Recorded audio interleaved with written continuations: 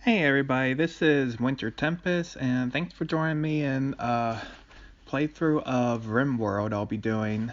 I'm probably going to make a few episodes of this. I haven't worked on Satisfactory because my save game had some issues, so I'm going to probably have to redo the whole game.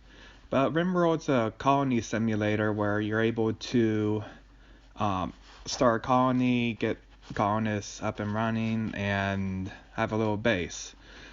So, Rimworld allows you to select what destination your colony starts at, and we've got a couple neighbors. You always start with two peaceful, two aggressive, and two absolutely hostile groups. So the purple houses and the yellow tents are friendly, and everyone else is very much against us. So we're going to start on this island here. I usually make it 275 by 275 for the playing space so I can have a center point in the map. And it looks like we'll select an area by the Black Crane Mountains. And so in this part, you select the colonists you start with, and some of them have injuries to start with. Some of them are incapable of doing certain things, like that one's incapable of carrying. And each colonist has individual traits that allows them to either improve their skills or improve their abilities, but some are detrimental, like the pyromaniac trait is very dangerous. So here we've got our first selection. We've got coyote, kai, lobster, I'm not going to pronounce that, and mole. So we're going to go ahead and get this started. And when you start with the tribal background, I usually start with the default 3 crash landing colonists, but I figured I'd give the tribal background a try. I haven't actually done it before, but you start with 5 people, limited resources like wood, pemmican, which is food, some healing herbs, some silver, and a couple of weapons. So this looks like a decent map to start out with. You've got a lot of these rock areas, and those are little hills and mountains that you can mine out for resources. Unlike Dwarf Fortress, which is another colony building game, Rimworld is just one Z layer, which means you only have one flat playing field. You can't go up or down. So we're going to want to start to build a base by this fertile soil here. That'll allow us to get a farm running, because food is one of the most important things in this game. If you run out of food, everyone starves to death and no one has any fun. So I'm going to make a building here, and it's going to be a wood building because we have plenty of wood. Eventually we'll have other resources we can build stuff out of.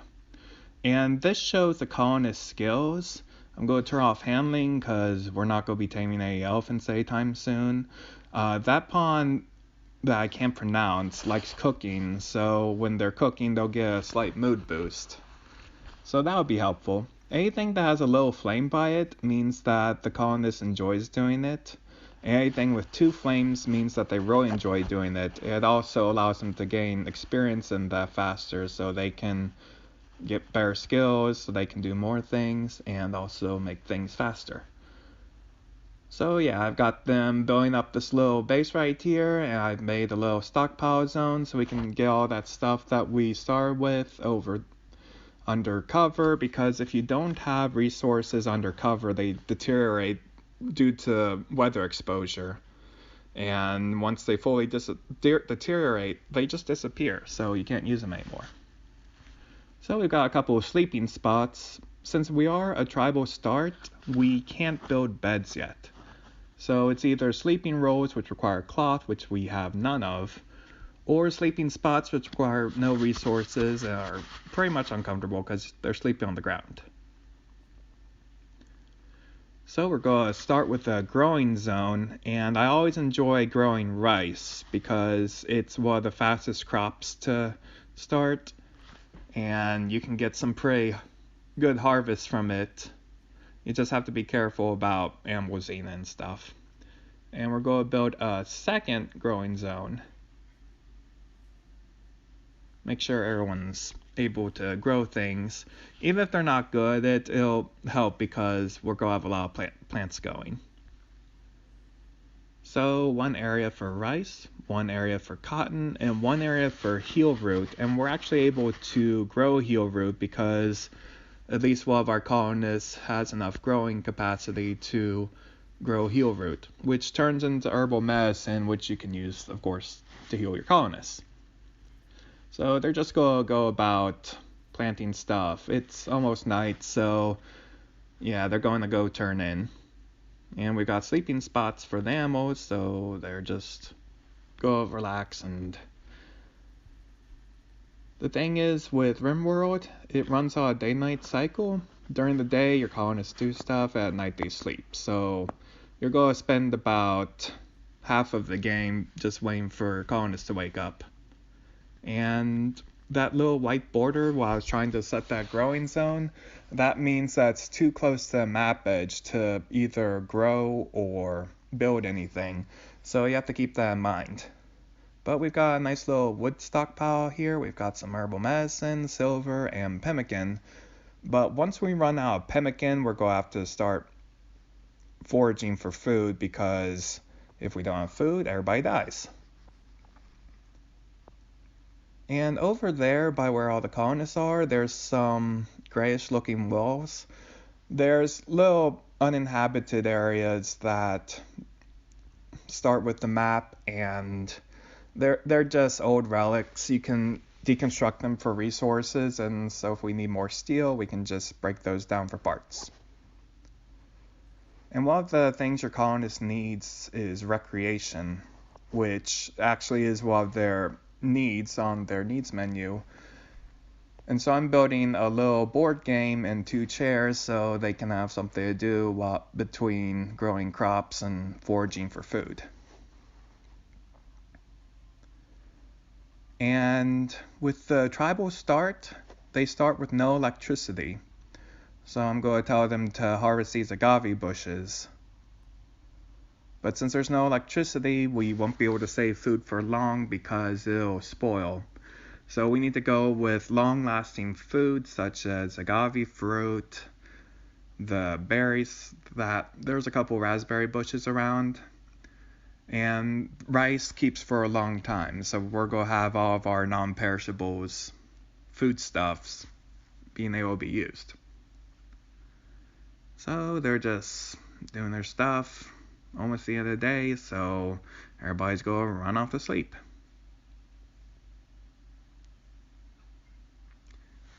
And there's a lot of those funny looking rocks spread around the map. There's lighter ones and darker ones. And the darker ones are granite. Those are stone chunks of granite. And once you develop stone cutting, you can harvest those stone chunks to make stone blocks, and then use those stone blocks either for building, for making art, or making furniture. And I'm going to go ahead and tell my colonists to break down that steel, those steel walls over there, so we can have some extra steel, because steel is needed for making certain workshops and certain buildings. So now they've got all the steel collected, we've got 116 steel, so that'll allow us to build some stuff. And I'm just going to go ahead and get this room set up so we can have some extra space. Probably going to use it for storage or workshop area. But once they finish all the doors and walls, they build the roof, and then it's an enclosed space where things won't deteriorate.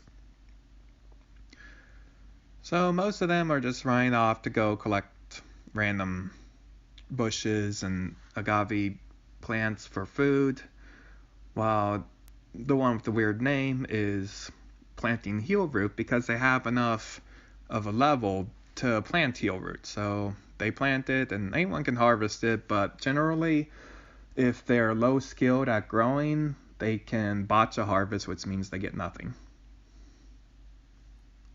So this time I'm dragging an axe across the screen to collect wood. And wood comes in this area, the arid shrubland, from Drago trees and saguaro cacti. So they just chop those down, collect wood, and that wood can be used for other things.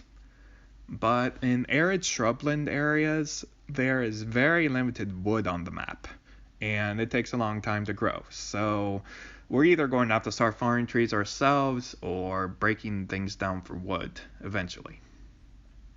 And these are research benches. They allow you to research different technologies such as electricity, complex clothing, things like that.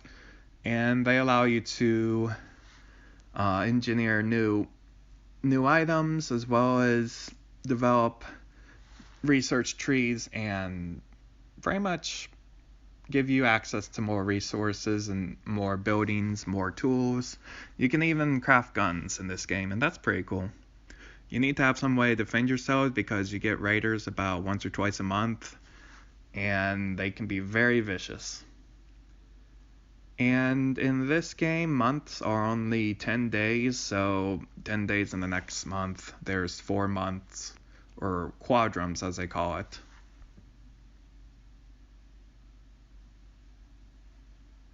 And so it looks like from that transport pod notice, someone crash landed on the planet. So either they can be recruited, rescued, or just killed, or left to die, or wander off on their own.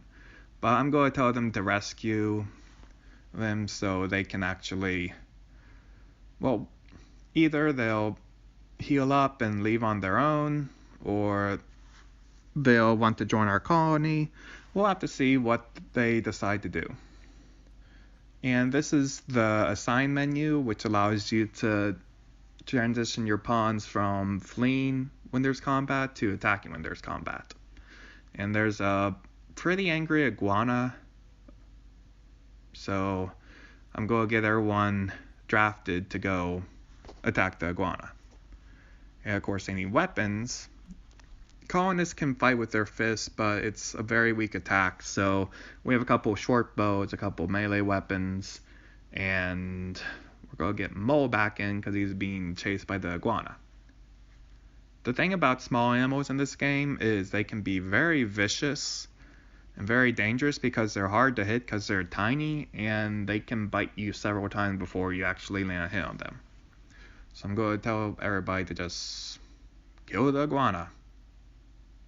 So the meleeers run in, the bowers attack, iguana dead, and since we don't have a butchering tables or butchering spots, we're just going to leave it out there. Maybe one of the dogs will eat it. So everything is going pretty well right now. They still need some more resources to make those research benches, which will come from the cacti we cut down.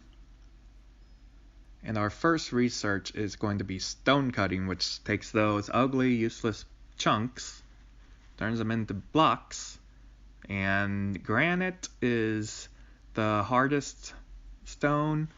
It's very good for making buildings and stuff. It takes a lot of damage. And so with here, we've got some more agave to collect, and they've almost got all the research benches fixed up. Well, we only need 5 because there's only 5 colonists. And when it's time to research, we want to have all the colonists researching, even if they're not good at it, because every point matters. And research is the last thing on the work menu, so that's the thing they'll do last if they've got all their other chores taken care of. So first they'll grow the crops, then they'll harvest the crops, then they'll clean up the place, haul things that need to be hauled, and then they'll work on research. And we've got a couple, some iguana damage on Mo the Framer. So since he's hurt, we're just going to let him rest in bed till he recovers. If there's minor injuries, colonists will still go about their day, but if there's major injuries, they have to lie in bed until their injuries heal or they die, depending on what happens. And it looks like we have an infection in Mo, so it's going to take him a little longer to heal everything. Alright, so we've got a good amount of wood, a little bit of steel, some agave fruit because we ate all the pemmican, and of course silver, which is used for trading. You can also make things with silver, but it takes a lot of silver. For example, if you need 20 wood to make a stool or something, then it takes 200 silver to make the same size tool. Because silver and gold are considered small items, and it takes a lot of it to make one thing. So, some of them are playing board games, some of them are researching. Mo is fast asleep. Even though he looks mostly healed, there's probably still that infection going on, so we just have to wait for that to clear. Now, fighting infections and other diseases, it's an uphill battle because you have to have a good doctor, because every time they treat someone, then their immunity starts to go up, and it continues to go up depending on how well it's treated. So we've got a major infection here, and I'm just going to name this the default name. And what you want with infection diseases is the immunity to build up faster than the situation happens. So like if you've got 99 infection and 98% immunity, they're probably going to die unless they get lucky. So now that we've got Haze from rescuing, now we can put her to work. And I'll add an extra research bench so she can join in on the research party. So we've got rice being harvested, we've got research going on, and once we're done stone cutting, we can probably craft enough granite blocks to turn all these wooden walls into granite walls, because we're going to be desperate for wood before we get some tree growing going on.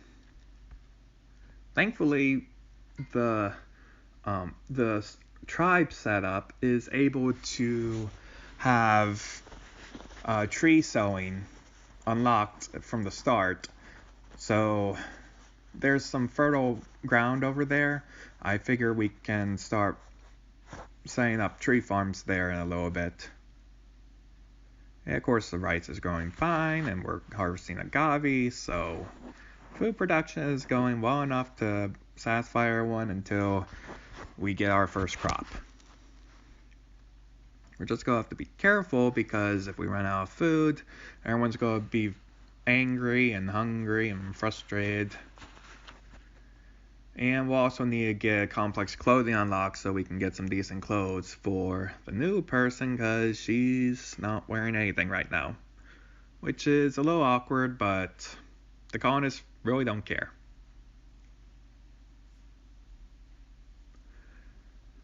So we've got a couple buildings unlocked from the start, some production facilities, but we need to unlock more in order to get everything going. In a lot of Rimworld rounds, the main objective is to either find or build a starship and escape, but I want to see how long we can have this little tribe going before death takes all of them. And it can happen many ways. People can die from raids, people can die from starvation, people can die from illness, they can die from ammo attacks. So one of the important parts of Rimworld is trying to keep everyone alive, which is a lot harder than it seems. Because these colonists either are dumb and get into trouble, or trouble finds them. And we've got a couple more of those desolate, those broken down buildings. We can probably harvest them for more resources, but right now I just want to focus on the farming and the research so we can get stone cutting out of the way.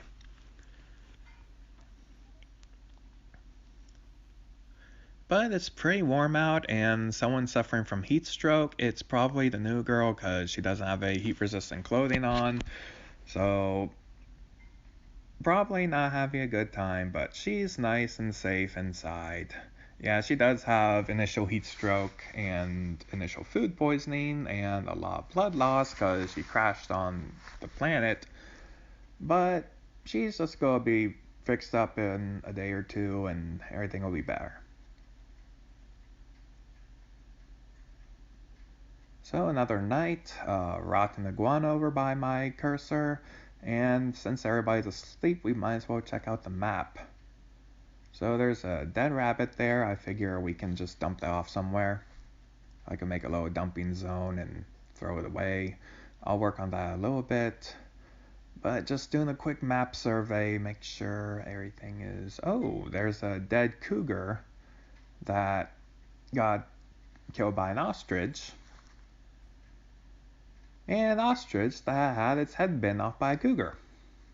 So, since those two are dead and basically just keeping up space, we'll allow them so we can dump them off. We don't really need meat food right now, we just need plant food. Though eventually you can make different meals with it. You can make pemmican with plants and meat, and that stays for a long time without having to refrigerate it.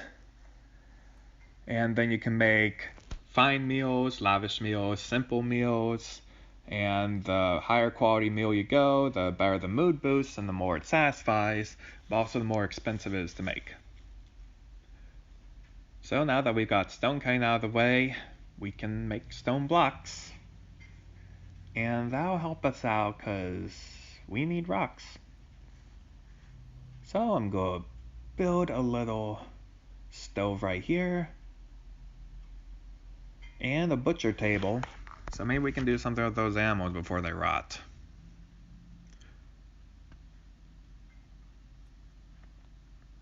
And also we're going to select some of this compacted steel that's in the mountains, so we can have some more resources to make the production facilities we need. And our miner is going to take care of that. And our miner is Lobster. He volunteered to go dig at rock. Good for him. And with the extra steel, we can get our stove going. And now that we have a stove and it's properly fueled, we can butcher stuff. And then, probably with the meat, we'll make pemmican. Because we don't have refrigerators. Because we don't have electricity. Because we're a poor tribe. They're a poor tribe. You start with barely anything and you have to work your way up. So, now that they're going to go pick up the cougar and slice it up at the butcher table, and the ostrich too, we'll have some meat on the menu, make pemmican. Pemmican lasts a lot longer than raw meat, or raw vegetables. I think it's the longest longing food in the game, without refrigeration.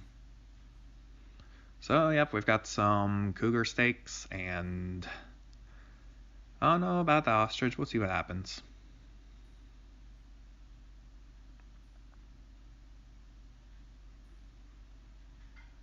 Yeah, good. They're picking up the ostrich, so we can have some variety in the food. Although the colonists really don't care. Meat is meat, plant is plant, food is food, meal is meal. They don't really care where it comes from as long as it's actually there because, again, no food, starvation. And everybody hates that. So we're going to tell these guys to take the meat and make pemmican. And then we'll eat the pemmican, and then we'll be out of that, and we'll have to find something else to make food with. But I don't think we'll be able to process all of this meat before it spoils, so we'll just fix up as much as possible in the time we have. Because meat stays fresh without refrigeration for about 2 or 3 days, depending on the animal. And once it rots, it disappears completely and you can't do anything with it. So yeah, Lobster's digging, and the one with the weird name is sleeping. Someone's playing a board game, and everyone's just going about their business. Nothing major happening. The crops aren't needed to be harvested, so we're just going to find more resources. They're going to cut plants, get more agave, and get everything sorted out, haul things where they need to go. And when you make pemmican, you make it in stacks of 16, so there's 16 pemmican. But hungry colonists can eat 3 to 10 pieces at a time, sometimes more, depending on how hungry they are. So pemmican goes relatively fast, and everybody wants it before they want raw food. Even agave fruit and berries are less palatable than pemmican. So, time to expand our infrastructure. I'm going to make a steel wall because I have a ton of steel. Again, wood is going to be a very low resource until we get some tree farming going. So, wooden doors are always better than stone or metal doors because wooden doors open the fastest, and those other doors, they open relatively slow. So, you actually have a colonist pulling the door all the way open, walking through, and then pulling the door all the way closed behind them. So with one door, they just pass through like that dog did, just really fast. No problem. And the weird thing about steel is it's very, very strong, not as strong as granite, but it's also very flammable. So if you have a electrical fire in your base and you have steel and wood walls, the whole place is going to go up. So we're going to have to figure out a less dangerous building material. So once we get some stone cutting stations with these new rooms, then we would be able to get some granite blocks and probably replace all the walls. But for now, we're going to make a stockpile zone and make some stonecutters benches.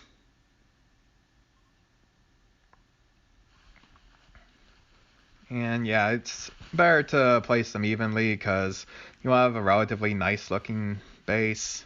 Right now, it's just 4 squares, but I'll probably branch into better designs once we get more resources and more colonists. And you can either get colonists by capturing people from raids, capturing people from drop pods, or you sometimes, if you're lucky, have someone just randomly join you. And sometimes people are chasing them, so you have to fend them off. So, now we've got complex furniture out the way, so these people can actually have beds. As well as other things, but mostly beds. That's the important part. But for beds, we need wood. So another map dragging festival to collect all the wood we need. And thankfully there's tons of trees still around, but as things progress, I'm going to chop all the timber down and we're not going to have as many trees and it's going to be a little tough. And there's always a point in arid shrubland and desert maps where you start breaking everything down for necessary wood. But for now, everyone's just doing their thing. We've got 6 colonists starting from 5, and that's fantastic because the more the merrier, except once you start outliving your means. Like you can't get enough food production going, then things get a little hairy. But for 6 colonists, it's not too bad.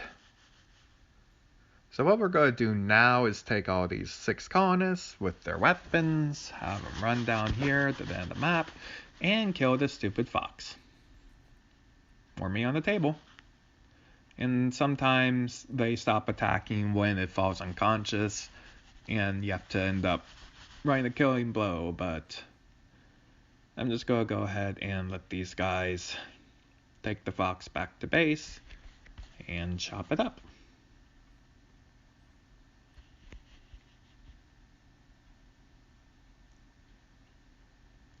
So yeah, there's a couple rhinos. Those things to the top right are called boomalopes. And boomalopes are awful because not only are they, well, they're not aggressive unless they become maddened. And when they die, they explode. And that can be very dangerous. But if you tame them, you can milk them for chem fuel, which is Rimworld's version of gasoline. You can use it to run generators or make certain items. But we really don't need chem fuel because we don't have a chem fuel generator. We don't have any kind of generators because we have no electricity, just these stupid torches, and electricity is extremely helpful. You can even use it to make comm systems to contact other groups. But until you have electricity, you have to deal with sticks and stones and torches. So I'm gonna make a few more of these stone cutting benches, but we're gonna need more wood for that. Unless we make them out of steel, which we may need to start conserving because we already made those steel walls. But everything is going okay with nature. It's always a good idea to run a quick little tour around your map. Just make sure everything is running properly. Just make sure there's no mad animals trying to kill you. And there's a couple of donkeys. So, again, more food. So, of course, I go kill the donkey. Finish it off. And then might as well get rid of the other donkey. Only problem is sometimes your ranged fighters can be too far away. If you tell everybody to attack when they're too far away, they just stand there like they have no idea what they're doing. It would have been better design if they actually close a gap and start attacking, but what you gotta do? So the donkey fought back, but no one's badly injured, just slightly injured from donkey kicks and other stuff.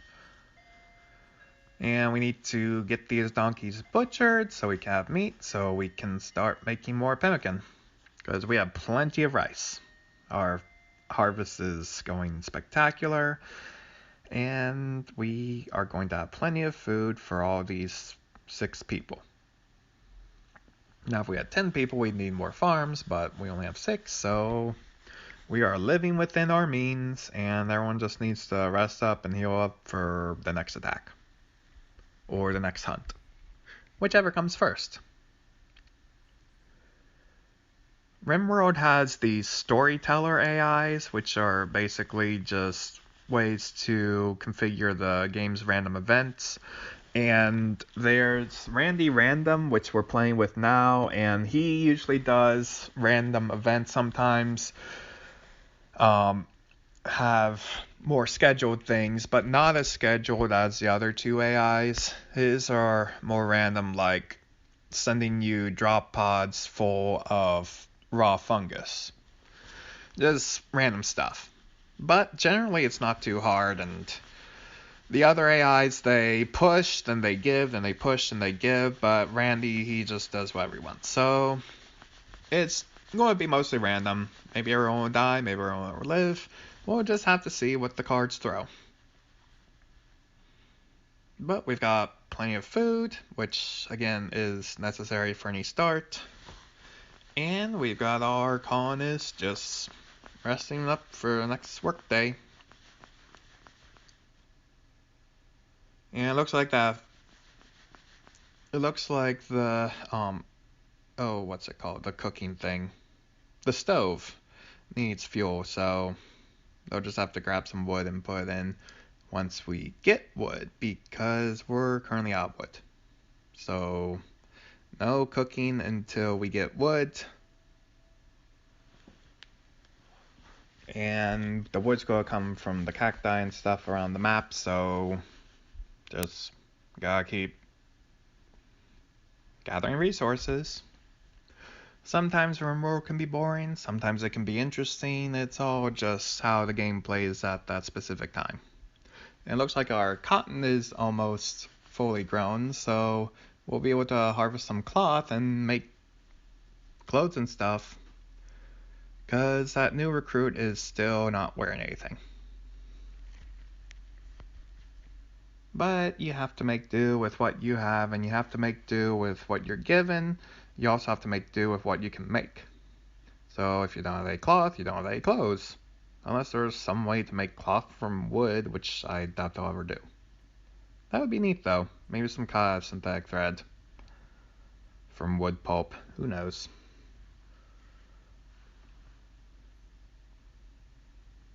But yeah, those little growing areas, they're looking pretty appetizing, so we're going to set up a tree farm over there. I'm just gonna get these guys finishing their research and gathering enough food first, because You can't farm without food. But we've got some wood here, so I'm going to tell them to fuel up the stove so we can get cooking again. Because that meat, that little bit of meat we have right now, it's probably going to spoil.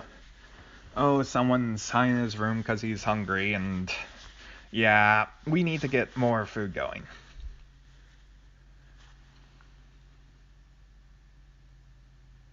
And we currently only have 6 stockpile medicine, so we better get those heal roots going so we can get some more medicine.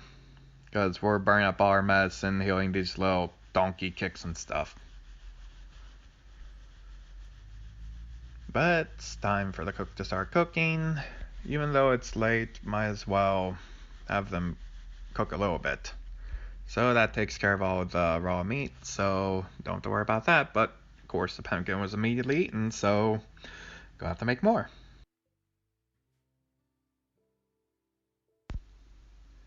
Alright, so that about do it for this episode.